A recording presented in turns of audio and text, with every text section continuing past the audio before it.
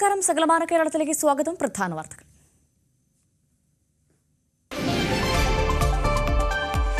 കൊച്ചി മെട്രോയുടെ metro connect E സർവീസിന് തുടക്കമായി.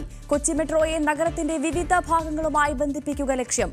ആദ്യഘട്ടത്തിൽ 5 റൂട്ടുകളിൽ സർവീസ്.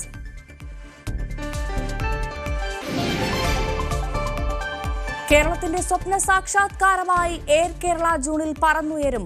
ആദ്യ സർവീസ് കൊച്ചിയിൽ നിന്ന്. 5 വിമാനങ്ങൾ വാടകയ്ക്കെടുത്ത് ഒരുക്കങ്ങൾ അതിവേഗം. തുടക്കത്തിൽ നടത്തുക ആഭ്യന്തര സർവീസുകൾ.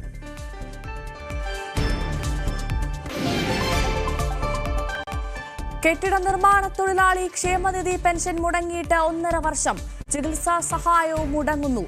പ്രതിസന്ധിയിലായി 10,000.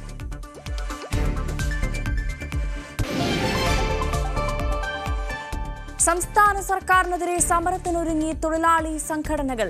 പ്രതിപക്ഷ സംഘടനകൾക്കൊപ്പം ഭരണാനുകൂല സംഘടനയും പ്രക്ഷോഭത്തിന്. പൊതുമേഖലാ സ്ഥാപനങ്ങൾ പ്രതിസന്ധിയിലെന്ന് AITUC.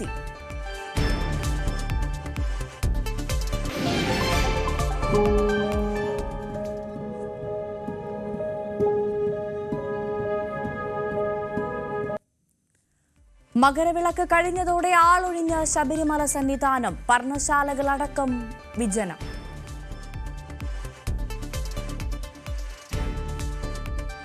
വിശദമായി നോക്കാം. കൊച്ചി മെട്രോയുടെ മെട്രോ കണക്ട് ഇ ബസ് സർവീസിന് തുടക്കമായി. കൊച്ചി മെട്രോയെ നഗരത്തിലെ വിവിധ ഭാഗങ്ങളുമായി ബന്ധിപ്പിക്കുകയാണ് പദ്ധതിയുടെ ലക്ഷ്യം. മന്ത്രി P. Rajeev service flag off ചെയ്തു. മെട്രോ, വാട്ടർ മെട്രോ സർവീസുകളിലേക്ക് യാത്രക്കാർക്ക് എളുപ്പത്തിൽ എത്തിച്ചേരുക എന്ന ലക്ഷ്യത്തോടെയാണ് പദ്ധതി. നഗരത്തിന്റെ വിവിധ ഭാഗങ്ങളുമായി ബന്ധിപ്പിക്കുന്ന പദ്ധതി ആദ്യഘട്ടത്തിൽ 5 റൂട്ടുകളിലായിരിക്കും ലഭ്യമാവുക. ആലുവ എയർപോർട്ട് റൂട്ടിലും കളമശ്ശേരി റൂട്ടിലും ഇന്നു മുതൽ സർവീസ് ലഭ്യമാകും. തുടർന്ന് ഘട്ടം ഘട്ടമായി മറ്റു റൂട്ടുകളിലും സർവീസ് ആരംഭിക്കും. Airport, info park, collectorate, high court, Kadavanthra തുടങ്ങിയ റൂട്ടുകളിലൂടെയാണ് ആദ്യഘട്ട സർവീസ്. കാലങ്ങളായി തന്നെ ഈ മെട്രോന്റെ ഡിസൈനിൽ ശരിക്കും ഉള്ളതാണ് ഫീഡർ സർവീസസ്. മൊഹുവയുടെ ഗൈഡ് ലൈൻസിൽ, ഒരു മെട്രോ വരുമ്പോൾ ഗൈഡ് ലൈൻസിൽ പോലും ഇത്തരം സർവീസുകൾ വേണമെന്ന് നിഷ്കർഷിക്കുന്നുണ്ട്. അപ്പോൾ നമ്മൾ ഒരു സമയം എത്തിയപ്പോൾ കൊച്ചി മെട്രോ അത് ചെയ്യണം എന്നുള്ള ഒരു ഇതിൻ്റെ മുകളിലാണ് നമ്മൾ ഈ ഫീഡർ കണക്ടിവിറ്റി ഉണ്ടാക്കാൻ നോക്കിയത്. ബസ്സാണ് തീർച്ചയായിട്ടും പൊതുഗതാഗത സംവിധാനത്തിൽ ഏറ്റവും ക്രൂഷ്യലായിട്ടുള്ള കണ്ണി. കൂടുതൽ ആളുകളെ നമുക്കൊരു ഏരിയയിൽ കൊണ്ടുപോകാൻ കഴിയുന്ന ബസ്സിനാണ്. ഇപ്പോൾ ഒരു കാറ് എന്ന് പറയുന്നത് 4 കാറോളം പോകുമ്പോഴാണ് ഒരു ബസ്സിൻ്റെ സ്ഥലമെടുക്കുന്നത്. പക്ഷെ ആ 4 കാറിൽ മിക്കപ്പോഴും 2 പേര് വെച്ച് കഴിഞ്ഞാൽ 8 പേരെ യാത്രയുള്ളൂ. പക്ഷെ ഒരു ബസ്സിൽ 33, 40 പേര്, 50 പേര് യാത്ര ചെയ്യും. അപ്പോൾ കൂടുതൽ ആളുകളെ മൂവ് ചെയ്യുക എന്നുള്ളതാണ് നമ്മുടെ ഉദ്ദേശം, അല്ലാതെ വാഹനങ്ങൾ കൂട്ടുക എന്നുള്ളതല്ല. 33 സീറ്റുകളും മൊബൈൽ ചാർജിങ്ങിന് USB പോർട്ടുകളുമുള്ള AC ബസ്സുകളാണിവ. 20 രൂപയാണ് മിനിമം നിരക്ക്. നിലവിൽ 15 ബസ്സുകളാണുള്ളത്. മെട്രോയുടെ തുടക്കത്തിൽ പാർക്കിങ്ങിനുള്ള സ്ഥലം വേണ്ടത്ര ഏറ്റെടുക്കാൻ കഴിഞ്ഞിരുന്നില്ല. ആ പോരായ്മ പരിഹരിക്കാനാണ് ഇപ്പോൾ കണക്ടിവിറ്റി സംവിധാനത്തിന് കൊച്ചി മെട്രോ നേതൃത്വം നൽകുന്നത്. കൊച്ചി മെട്രോയിലേതിന് സമാനമായ യാത്രാ സൗകര്യങ്ങളോടെയാണ് ഈ ബസ്സുകളും സജ്ജമാക്കിയിരിക്കുന്നത്. 20 മുതൽ 30 മിനിറ്റ് ഇടവേളകളിലായിരിക്കും സർവീസ്. രാവിലെ 6:45 മുതൽ ആരംഭിക്കുന്ന സർവീസ് രാത്രി 11-ന് അവസാനിക്കും. പണമടച്ചും ഡിജിറ്റൽ പേയ്മെന്റ് വഴിയും ടിക്കറ്റ് എടുക്കാം. ന്യൂസ് 18 കൊച്ചി. പ്രവാസി മലയാളികളുടെ സംരംഭമായ എയർ കേരളയുടെ ആഭ്യന്തര വിമാന സർവീസ് ജൂണിൽ ആരംഭിക്കും. ആദ്യഘട്ടത്തിൽ 76 സീറ്റുകളുള്ള 5 വിമാനങ്ങളാണ് ഉണ്ടാകുക. കൊച്ചിയിൽ നിന്നായിരിക്കും ആദ്യ സർവീസ്. രാജ്യത്തെ ചെറുകിട നഗരങ്ങളെ മെട്രോ നഗരങ്ങളുമായി ബന്ധിപ്പിച്ച് ആഭ്യന്തര സർവീസുകളാണ് ആദ്യഘട്ടത്തിൽ എയർ കേരള നടത്തുക. 2027 രാജ്യാന്തര സർവീസ് ആരംഭിക്കാനാണ് കമ്പനി ലക്ഷ്യമിടുന്നത്. കുറഞ്ഞ ടിക്കറ്റ് നിരക്കും സമയബന്ധിതമായ സർവീസുമാണ് എയർ കേരളയുടെ വാഗ്ദാനം. സ്വന്തമായി വിമാനങ്ങൾ വാങ്ങാനും കമ്പനിക്ക് പദ്ധതിയുണ്ട്. ഇപ്പോൾ വാടകയ്ക്കെടുക്കുന്ന വിമാനങ്ങൾ ഏപ്രിലിൽ കൊച്ചിയിലെത്തിക്കും. വിമാന കമ്പനിയുടെ ഹബ്ബായി കൊച്ചി വിമാനത്താവളത്തെ ചെയർമാൻ അഫീം മുഹമ്മദ് പ്രഖ്യാപിച്ചു. സർവീസുകളെല്ലാം എക്കോണമി ക്ലാസുകളായിരിക്കുമെന്ന് CEO ഹരീഷ് കുട്ടി പറഞ്ഞു. എയർ കേരള ഹബ്ബ് ഒരു ഒഫീഷ്യൽ അനൗൺസ്മെന്റ് കൊച്ചി എയർപോർട്ടിൽ വെച്ച് നടത്തണം എന്നുള്ളതുകൊണ്ടാണ് ഇന്നിവിടെ നമ്മളിതിൻ്റെ ഒഫീഷ്യൽ അനൗൺസ്മെന്റ് ചെയ്യാൻ ഉദ്ദേശിച്ചത്. ഒഫീഷ്യലി എയർ കേരളയുടെ ഹബ്ബ് കൊച്ചി ഇന്റർനാഷണൽ എയർപോർട്ടായിരുന്നു. നമ്മുടെ ഫസ്റ്റ് എയർക്രാഫ്റ്റ് ഓപ്പറേറ്റ് ചെയ്യുന്നത് കൊച്ചിയിൽ നിന്നാണ്. നമ്മൾ ഒരു കാര്യം ഉറപ്പിച്ചു പറയുന്നു, ഞങ്ങൾ അൾട്രാ റോബോട്ട് സിസ്റ്റത്തിൽ കൂടി ഏറ്റവും മിനിമം സർവീസ് ചാർജ് ഈടാക്കിക്കൊണ്ട് ആദ്യത്തെ ഘട്ടം ഇവൻ പറഞ്ഞതുപോലെ ഡൊമസ്റ്റിക്, കാരണം ഡൊമസ്റ്റിക് തന്നെ മോർ ദൻ ഇനഫാണ് ഒരു എയർലൈൻ റൺ ചെയ്യാനും സഫീഷ്യൻ്റ് ആയിട്ട് നല്ല രീതിയിൽ സർവീസ് കൊടുക്കുകയാണെങ്കിൽ. സെറ്റ് ഫ്ലൈ ഏവിയേഷൻസ് ആണ് എയർ കേരള എന്ന പേരിൽ വിമാന സർവീസ് ആരംഭിക്കുന്നത്. വിമാനത്താവളത്തിൽ നടന്ന ചടങ്ങിൽ മന്ത്രി പി രാജീവ് അധ്യക്ഷനായിരുന്നു. എംപിമാരായ Hibi Eden, Haris Beeran, air Kerala vice chairman Ayub Kallada, chief financial officer Keerthi Rao, operations head Shamon Sayyid Muhasad തുടങ്ങിയവർ സംസാരിച്ചു. ന്യൂസ് 18 കൊച്ചി. മലപ്പുറം വളാഞ്ചേരിയിൽ പുതിയ ബസ് സ്റ്റാൻഡ് ഒരുങ്ങുന്നു. ഇതിനോടനുബന്ധിച്ചുള്ള ബസ് ടെർമിനൽ കോംപ്ലക്സിന്റെ പ്രവൃത്തി ഉദ്ഘാടനവും നടന്നു. കോഴിക്കോട് റോഡിൽ ദേശീയപാതയോരത്ത് നഗരസഭാ ഓഫീസിന് സമീപമാണ് പുതിയ ടെർമിനൽ. നിലവിലെ ബസ് സ്റ്റാൻഡിന് പുറമെയാണ് പുതിയ സ്റ്റാൻഡ് നിർമ്മിക്കുന്നത്. യാത്രക്കാർക്ക് എളുപ്പത്തിൽ എത്തിച്ചേരാൻ സാധിക്കുന്ന ഇടം കൂടിയാണ് ഇത്. നിർമ്മാണോദ്ഘാടനം കെ ആബിദ് ഹുസൈൻ തങ്ങൾ നിർവഹിച്ചു. ഏത് പ്രദേശങ്ങളിലും വികസനങ്ങൾ ഉണ്ടാക്കുക എന്നത് അവിടെ തെരഞ്ഞെടുക്കപ്പെട്ട ഭരണസമിതിയുടെ ഉത്തരവാദിത്തമാണ്. കഴിഞ്ഞ 4 വർഷക്കാലമായി തെരഞ്ഞെടുത്ത അധികാരത്തിലിരിക്കുന്ന വളാഞ്ചേരി നഗരസഭയുടെ ഭരണകർത്താക്കൾ ഈ നഗരസഭയിൽ എല്ലാ മേഖലകളിലും വിദ്യാഭ്യാസ, ആരോഗ്യ, സാമൂഹിക, രാഷ്ട്രീയ, വികസന മേഖലകളിൽ ഒട്ടേറെ പ്രവർത്തനങ്ങൾ നടത്തപ്പെട്ടിട്ടുണ്ട്. 2 ഏക്കർ സ്ഥലത്താണ് സ്റ്റാൻഡ് നിർമ്മിക്കുന്നത്. 2 വർഷത്തിനുള്ളിൽ നിർമ്മാണം പൂർത്തിയാക്കുകയാണ് ലക്ഷ്യം. 6 കോടി രൂപ ചെലവിട്ടാണ് നിർമ്മാണം. അത്യാധുനിക സൗകര്യങ്ങളുണ്ടാകും. യാത്രക്കാർക്ക് വിശ്രമ കേന്ദ്രമടക്കം സജ്ജമാക്കും. വളാഞ്ചേരിയിൽ പുതിയ സ്റ്റാൻഡ് വരുന്നതോടെ നിലവിലെ ഗതാഗതക്കുരുക്കിന് പരിഹാരമാകുമെന്നാണ് പ്രതീക്ഷ. ന്യൂസ് 18 വളാഞ്ചേരി. രണ്ടാം പിണറായി സർക്കാരിന്റെ ഭരണം അവസാന വർഷത്തോടടുക്കുമ്പോൾ സർക്കാരിനെതിരെ സമരം ശക്തമാക്കി തൊഴിലാളി സംഘടനകൾ. പ്രതിപക്ഷ സംഘടനകൾക്കൊപ്പം ഭരണാനുകൂല സംഘടനയായ AITUC പ്രക്ഷോഭത്തിനിറങ്ങുന്നത് സർക്കാരിനെ സമ്മർദ്ദത്തിലാക്കും. തൊഴിലാളി വിരുദ്ധ നയങ്ങൾ തിരുത്തണമെന്നും വാഗ്ദാനങ്ങൾ പാലിക്കണമെന്നും ആവശ്യപ്പെട്ടുകൊണ്ടാണ് AITUCയുടെ സെക്രട്ടേറിയറ്റ് മാർച്ച്. 1 ലക്ഷം പേർ പങ്കെടുക്കുമെന്ന് AITUC അവകാശപ്പെടുന്ന സമരത്തിൽ കേന്ദ്ര സർക്കാരിനെതിരെയും മുദ്രാവാക്യങ്ങളുണ്ട്. തൊഴിലാളി മേഖലയിലടക്കം സർക്കാർ നൽകിയ വാഗ്ദാനങ്ങളിൽ പലതും പാലിക്കപ്പെട്ടില്ലെന്ന വിമർശനം ഭരണപക്ഷത്തുമുണ്ട്. ഇടതു സർക്കാരിന്റെ കാലത്ത് സംസ്ഥാനത്തെ പൊതുമേഖലാ സ്ഥാപനങ്ങൾ മെച്ചപ്പെട്ട പ്രവർത്തനം കാഴ്ചവെക്കാറാണ് പതിവ്. എന്നാൽ ഇപ്പോൾ സംസ്ഥാനത്തെ പൊതുമേഖലാ സ്ഥാപനങ്ങൾ പ്രതിസന്ധിയിലാണെന്നും ഈ മേഖലയിൽ വലിയ തോതിൽ തൊഴിൽ നഷ്ടമുണ്ടായെന്നും AITUC ആരോപിക്കുന്നു. AITUCയുടെ നേതൃത്വത്തിൽ എല്ലാ മേഖലകളിലെ വിഷയങ്ങൾ ഉയർത്തിക്കൊണ്ട് ശക്തമായ പ്രക്ഷോഭം നടത്തണം. അതിൻ്റെ അടിസ്ഥാനത്തിൽ കഴിഞ്ഞ 4 മാസമായി എറണാകുളത്ത് സമരപ്രഖ്യാപന കൺവെൻഷൻ ഓഗസ്റ്റിൽ നടത്തി. തുടർന്ന് 4 മാസം നല്ലവണ്ണം ക്യാമ്പയിൻ സ്റ്റേറ്റ് വൈഡ് എല്ലാ മേഖലയിലും നടത്തി. 2 ജാഥകൾ വളരെ വിജയകരമായി നടത്തിയതിന് ശേഷമാണ് 17-ാം തീയതി വളരെ വിപുലമായി പ്ലാൻ ചെയ്തിട്ടുണ്ട്. കാസർഗോഡ് മുതൽ എല്ലാ ജില്ലകളിൽ നിന്നും എല്ലാ മേഖലയിൽ നിന്നുള്ള തൊഴിലാളികൾ ആയിരക്കണക്കിന് ഇവിടെ എത്തിച്ചേരും. വർഷങ്ങളായി പൂട്ടിക്കിടക്കുന്ന തോട്ടങ്ങളും കശുവണ്ടി ഫാക്ടറികളും ഏറ്റെടുക്കണം. മത്സ്യത്തൊഴിലാളികൾക്ക് തൊഴിൽ സംരക്ഷണം ഉറപ്പാക്കണം. മിനിമം വേതനം 20,000 രൂപയാക്കണം. തുടങ്ങി ആവശ്യങ്ങളുടെ വലിയൊരു പട്ടിക സമരക്കാർ സർക്കാരിന് മുന്നിൽ വയ്ക്കുന്നു. തൊഴിലാളി പ്രശ്നങ്ങളിൽ വിവേചനം അവസാനിപ്പിക്കണമെന്നും തൊഴിൽ മണിക്കൂറുകൾ കൂട്ടാനുള്ള നീക്കത്തിൽ നിന്ന് പിന്മാറണമെന്നും കേന്ദ്രത്തോടും ആവശ്യമുണ്ട്. പ്രതിപക്ഷ സംഘടനകൾക്ക് പുറമെ ഭരണപക്ഷ സംഘടനകളും സർക്കാരിനെതിരെ വൻ സമരങ്ങളുമായി രംഗത്തു വരുന്നത് പിണറായി സർക്കാരിനെ സമ്മർദ്ദത്തിലാക്കും. സ്റ്റാറ്റ്യൂട്ടറി പെൻഷൻ ഉൾപ്പെടെയുള്ള വിഷയങ്ങൾ ചൂണ്ടിക്കാട്ടി CPIയുടെ സർവീസ് സംഘടനയായ ജോയിന്റ് കൗൺസിൽ സെക്രട്ടേറിയറ്റിന് മുന്നിൽ രാപ്പകൽ സമരം നടത്തിയിരുന്നു. 22-ന് പ്രതിപക്ഷ സംഘടനയായ സെറ്റോയുടെ നേതൃത്വത്തിൽ അധ്യാപകരും ജീവനക്കാരും സംസ്ഥാനത്ത് പണിമുടക്കുകയാണ്. അന്നുതന്നെ സൂചനാ പണിമുടക്കിന് ജോയിന്റ് കൗൺസിലും നോട്ടീസ് നൽകിയിട്ടുണ്ട്. ന്യൂസ് 18 തിരുവനന്തപുരം. ചുമട്ട് തൊഴിലാളി നിയമം പരിഷ്കരിക്കണമെന്നാവശ്യപ്പെട്ടുള്ള Kerala state head load and general workers federation CITUവിന്റെ നേതൃത്വത്തിലുള്ള ജാഥകൾ പുരോഗമിക്കുകയാണ്. തിരുവനന്തപുരത്ത് നിന്നും കാഞ്ഞങ്ങാട് നിന്നും തുടങ്ങിയ 2 ജാഥകളും ജനുവരി 20-ന് തൃശൂർ തേക്കിൻകാട് മൈതാനത്ത് തൊഴിലാളി പ്രകടനത്തോടെ സമാപിക്കും.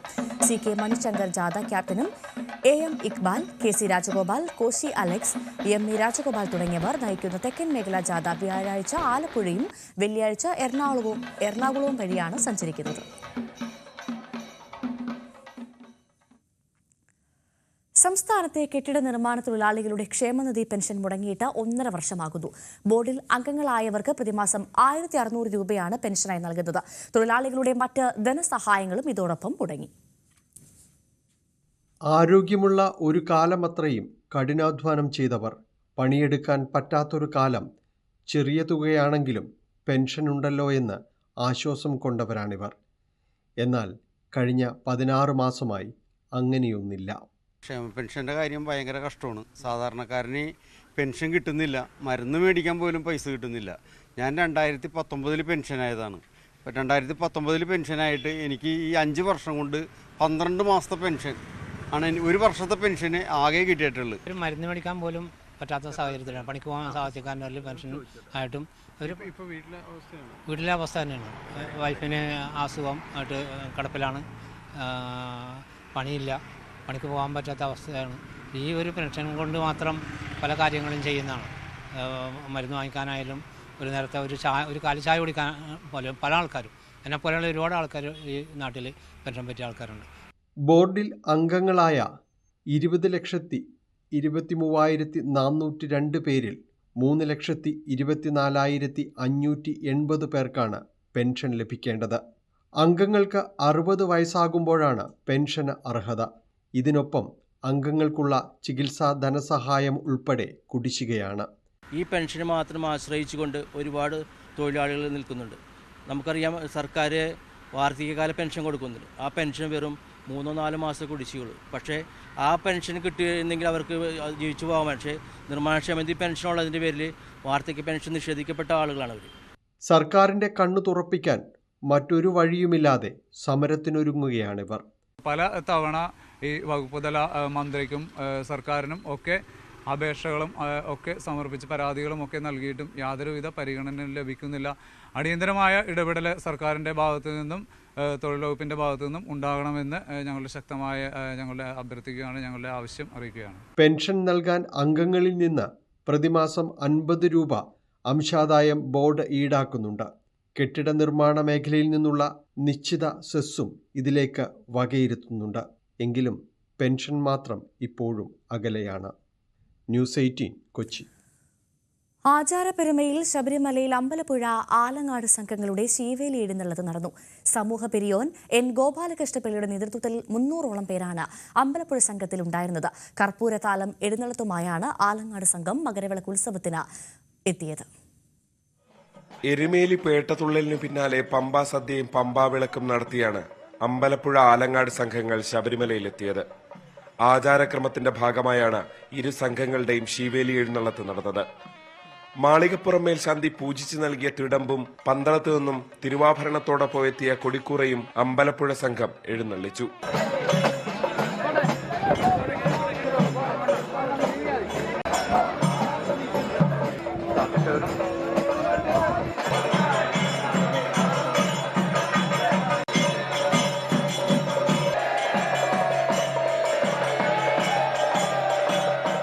പേട്ടതുള്ളലിന് സമാനമായി ശുഭ്രവസ്ത്രധാരികളായാണ് ആലങ്ങാട് സംഘം എഴുന്നള്ളത്തിൽ പങ്കെടുത്തത്.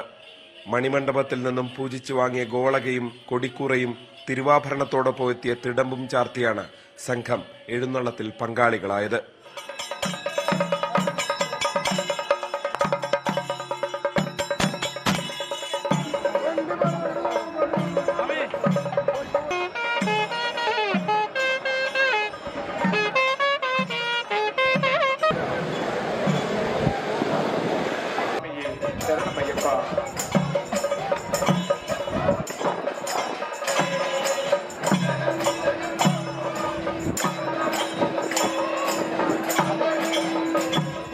പതിനെട്ടാം പടിയിൽ കർപ്പൂരാരതി നടത്തി അയ്യപ്പനെ വണങ്ങി ചടങ്ങുകൾ പൂർത്തിയാക്കിയതോടെ ഇരു സംഘങ്ങളുടെയും 10 നാൾ നീണ്ട ശബരിമല തീർത്ഥാടനത്തിന് സമാപനമായി. ന്യൂസ് 18 സന്നിധാനം. മകരവിളക്ക് കഴിഞ്ഞതോടെ ആളൊഴിഞ്ഞ പൂരപ്പറമ്പ് പോലെയാണ് ശബരിമല സന്നിധാനം. തീർത്ഥാടകർ കൈവശപ്പെടുത്തിയ ഇടങ്ങൾ പഴയതുപോലെയാകാൻ ഇനിയും സമയമെടുക്കും. ന്യൂസ് 18 ക്യാമറ ശബരിമലയിൽ കണ്ട ചില കാഴ്ചകൾ ഇനി കാണാം.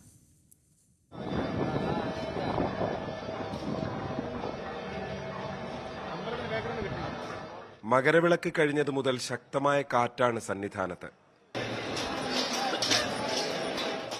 തിരുമുറ്റത്തു മാത്രമല്ല പൂങ്കാവനത്തിലും മരങ്ങൾ ആടിയുലയുകയാണ് വിശ്രമമില്ലാതെ.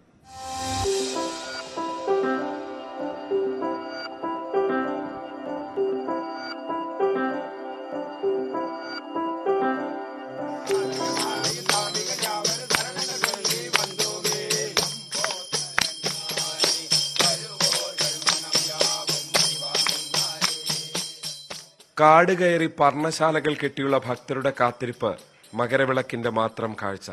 ഉത്സവം കഴിഞ്ഞതോടെ പർണശാലകൾ അവശേഷിപ്പിച്ച് ഭക്തർ മടങ്ങി.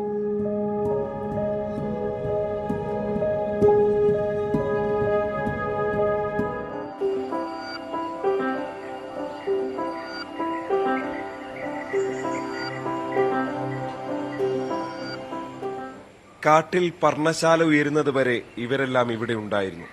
മനുഷ്യരെത്തിയതോടെ ദൂരെ എവിടേക്കോ എല്ലാവരും പോയി. ചില്ലകൾ മാത്രം ബാക്കി.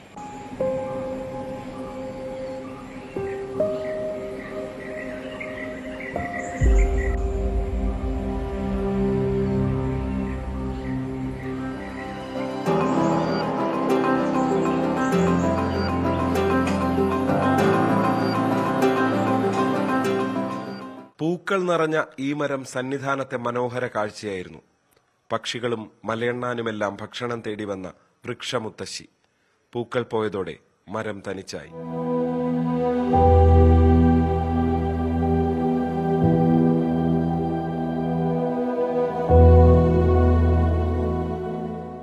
കരിങ്കുരങ്ങുകൾ കൂട്ടത്തോടെ വന്ന് വയറു നിറച്ച് കഴിച്ചതുകൊണ്ട് ഇലകൾ നഷ്ടമായ മരങ്ങളുണ്ടായിരുന്നു പൂങ്കാവനത്തിൽ.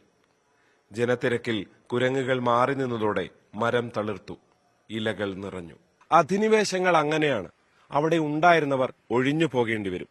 പിന്നീട് സുരക്ഷിതമെന്ന് തോന്നുമ്പോഴായിരിക്കും അവർ മടങ്ങിയെത്തുക. ഈ പൂങ്കാവനത്തിന്റെ അവകാശികൾ തിരക്കൊഴിഞ്ഞതോടെ വൈകാതെ മടങ്ങിയെത്തുമെന്ന് പ്രതീക്ഷിക്കാം. ക്യാമറമാൻ ഹരികൃഷ്ണനൊപ്പം ജി ശ്രീജിത്ത്, ന്യൂസ് 18, സന്നിധാനം. കാസർഗോഡ് പാരമ്പര്യവും പഴമയുടെ പ്രൗഢിയും വിളിച്ചോതി കളമെഴുത്ത് ചടങ്ങ്. മടിയൻ കോലും പാട്ടുത്സവത്തോടനുബന്ധിച്ചായിരുന്നു ചടങ്ങ്.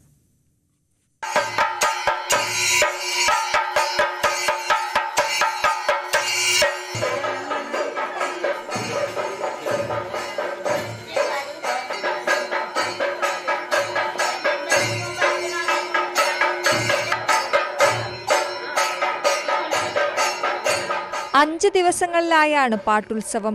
4 ദിവസങ്ങളിലാണ് കളമെഴുത്തും പാട്ടും നടക്കുക. കളമെഴുത്തിൽ കാളരാത്രി അമ്മയുടെയും ക്ഷേത്രപാലകൻ ഈശ്വരന്റെയും ജീവസുറ്റ ഭാവങ്ങളാണ് പ്രതിഫലിക്കുക. ആദ്യ ദിനം പച്ച നിറത്തിലുള്ള കളവും അവസാന ദിനം കാളരാത്രി അമ്മയുടെ പൂർണ്ണ രൂപത്തോടു കൂടിയ മഞ്ഞ നിറത്തിലുള്ള ഭദ്രകാൾ രൂപവുമാണ് വരയ്ക്കുന്നത്.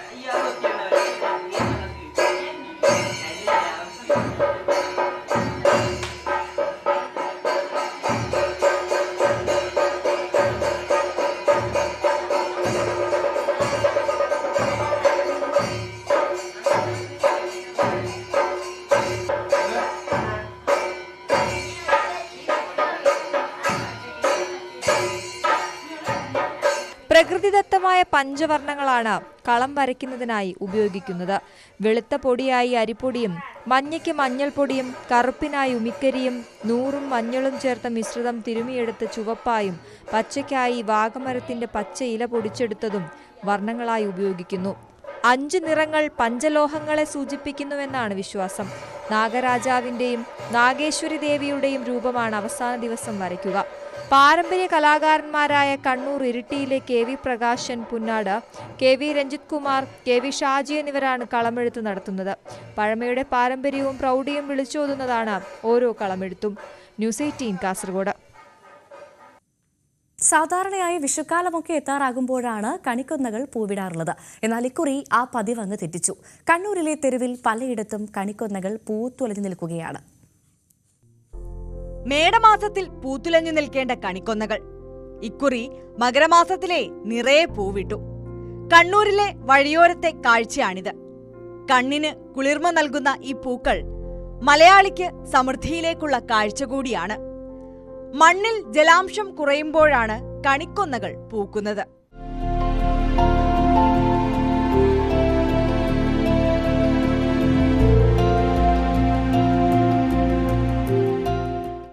ഗോൾഡൻ ഷവർ ട്രീ എന്ന പേരിലാണ് ഇവ അറിയപ്പെടുന്നത്. കൊടും വേനലിന് തൊട്ടുമുമ്പ് പൂവിട്ട് കാലവർഷമാകുമ്പോഴേക്കും കായ്കൾ വിത്തുവിതരണത്തിന് പാകമാകുന്നതാണ് സാധാരണയായി കണ്ടുവരാറുള്ളത്.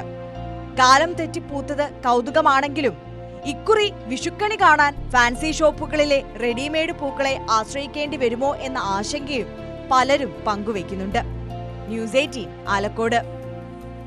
249 പുസ്തകങ്ങൾ സ്കൂൾ ലൈബ്രറിക്ക് സമ്മാനിച്ച് Goa governor P S Sreedharan Pillai. Muvattupuzha Veettoor Ebenezer higher secondary school diamond jubilee സമാപന സമ്മേളനത്തോടനുബന്ധിച്ചായിരുന്നു ചടങ്ങ്. നവീകരിച്ച സ്കൂൾ ലൈബ്രറിയുടെ ഉദ്ഘാടനവും അദ്ദേഹം നിർവഹിച്ചു. രാജ്യത്ത് തന്നെ ആദ്യമായാണ് ഒരു ഗവർണർ താൻ എഴുതിയ മുഴുവൻ പുസ്തകങ്ങളും ഒരു സ്കൂളിന് സൗജന്യമായി നൽകുന്നത്. തുടർന്ന് കുട്ടികളുടെ ചോദ്യങ്ങൾക്കും ഗവർണർ മറുപടി നൽകി. അഭിഭാഷകൻ ഗവർണറുമാണ്, അതിലുപരി സാർ നല്ല എഴുത്തുകാരനുമാണ്. ഇതിൽ ഏത് മേഖലയാണ് സാറിന് ഏറ്റവും ഇഷ്ടം? എന്തുകൊണ്ട്? എല്ലാം ഇഷ്ടപ്പെടുന്നു. ഓരോന്നിനും അതിൻ്റെ വഴികൾ അയച്ചെടുക്കുന്നതിനുള്ള രീതികൾ. താങ്കൾ പറഞ്ഞ ഒരു രാഷ്ട്രീയ പാർട്ടികൾ ഇന്ത്യ ഭരിക്കുന്ന 2003 വാജ്പേയിയുടെ ഭരിക്കുന്ന പാർട്ടിയുടെ സ്റ്റേറ്റ് പ്രസിഡന്റാണ്. ആഴ്ചയിൽ ഒരു ദിവസം ഞാൻ കോടതി പോകും, ഹൈക്കോടതി പോകും. അതിൻ്റെ കിട്ടുന്ന വരുമാനം കൊണ്ടാണ് ഞാൻ എൻ്റെ കുടുംബത്തെ പോകുന്നത്. അപ്പോൾ 6 ദിവസവും അതിനകത്ത് ഒരു ദിവസം തിങ്കളാഴ്ചയോ വെള്ളിയാഴ്ചയോ കോടതി പോകാൻ ഉണ്ടാവും.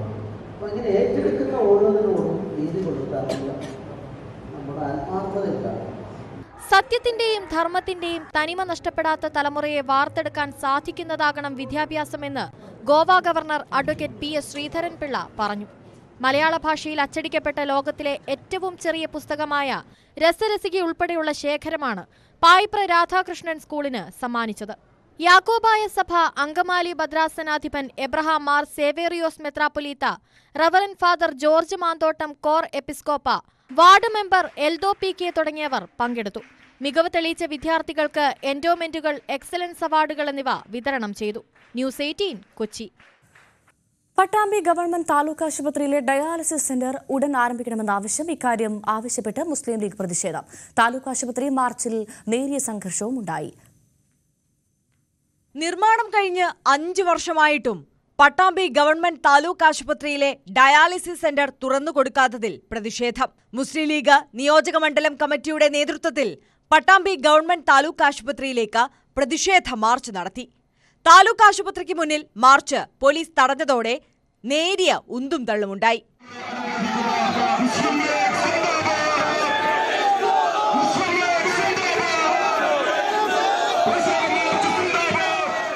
മാർച്ച് മുസ്ലിം ലീഗ് ജില്ലാ പ്രസിഡന്റ് മരക്കാർ മാരായമംഗലം ഉദ്ഘാടനം ചെയ്തു. ഇവിടെ സമരം പ്രഖ്യാപിച്ചു, ഇവിടെ മാർച്ച് വരുന്നുണ്ട് എന്ന് കണ്ടപ്പോൾ പ്രിയപ്പെട്ട MLA-ക്കുണ്ടായ ഉത്തേജനം അത് കുറച്ച് മുമ്പുണ്ടായിരുന്നുവെങ്കിൽ ഈ സമരമൊന്നും ആവശ്യമുണ്ടായിരുന്നില്ല. അതുപോലെ MLA ആവേശഭരിതനായപ്പോൾ ഇത് രാഷ്ട്രീയവൽക്കരിക്കുന്നതിന് വേണ്ടി ഇവിടേക്ക് വന്ന DMO, ആ DMO ഈ ജില്ലയുടെ മെഡിക്കൽ രംഗത്തുള്ള കാര്യങ്ങൾ ശ്രദ്ധിക്കുന്നതിന് നേതൃത്വം കൊടുക്കുന്ന ആളാണ്. ആ DMO ഇക്കാര്യത്തിൽ ഈ വിഷയം ഇവിടെ വന്ന് മാസങ്ങളായി ഇത് പുതച്ചുമൂടി കടക്കുമ്പോൾ ഈ പ്രശ്നത്തെക്കുറിച്ചൊന്ന് ചർച്ച ചെയ്തിരുന്നുവെങ്കിൽ ഇതൊക്കെ നൊടിയിട കൊണ്ട് പരിഹരിക്കാൻ കഴിയാവുന്ന പ്രശ്നങ്ങളാണ്. കഴിഞ്ഞ ദിവസങ്ങളിൽ പ്രവർത്തനത്തിന് ആവശ്യമായുള്ള യന്ത്രങ്ങളും എത്തി. എന്നിട്ടും കേന്ദ്രം തുറന്നു പ്രവർത്തിക്കുന്നില്ലെന്നാണ് ആക്ഷേപം. താലൂക്ക് ആശുപത്രിയിലെ കുട്ടികളുടെ വാർഡ് തുറന്നുകൊടുക്കാത്തതിനും പ്രതിഷേധമുയർന്നു. ഇനിയും ലേഡീസ് കേന്ദ്രം തുറന്നുകൊടുക്കാൻ കാലതാമസം ഉണ്ടാവരുതെന്നും മുസ്ലിം ലീഗ് ആവശ്യപ്പെടുന്നു. ന്യൂസ് 18 പട്ടാമ്പി. തിരുവനന്തപുരം വെള്ളറടയിലെ പകൽ വീട് അടഞ്ഞു തന്നെ. നിർമ്മാണം പൂർത്തിയായി വർഷങ്ങൾ കഴിഞ്ഞിട്ടും കെട്ടിടം തുറക്കാത്തതിൽ പ്രതിഷേധമുയരുന്നുണ്ട്. വയോജനങ്ങളുടെ മാനസിക ഉല്ലാസമാണ് പകൽ വീടിലൂടെ ലക്ഷ്യമിടുന്നത്. 6 വർഷം മുൻപായിരുന്നു വെള്ളറടയിൽ പകൽ വീട് നിർമ്മിച്ചത്. ഉദ്ഘാടനം നടന്നതല്ലാതെ കെട്ടിടം തുറക്കാൻ നടപടിയുണ്ടായില്ല.